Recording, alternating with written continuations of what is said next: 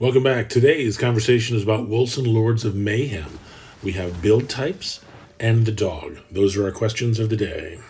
The dog is easily missed at the beginning of the story. If you are not one who pets animals in video games, you can easily miss this segment. The dog is a non-combat pet that will pick up all the gold you unlock as you progress through the game. Every vase, every box, everything you destroy drops gold. The pet will pick up the gold for you.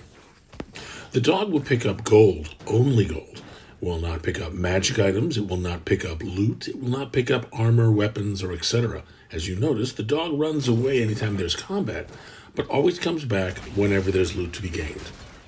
The next segment was asked by Wild Instinct. How is it a hybrid build when you have 4 magic spells and only use magic? Fair question. Allow me to explain. This is magic only.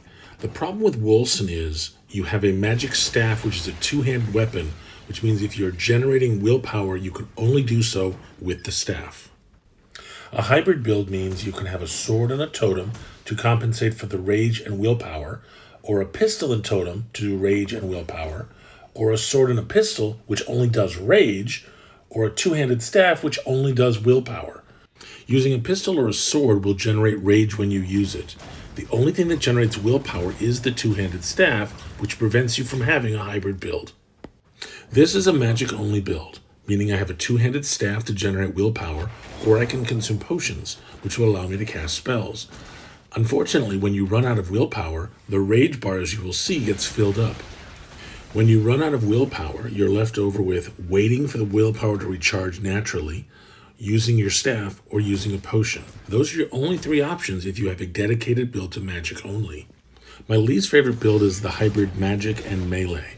When magic runs out, I still have my melee axe, which can use rage to get me out of trouble.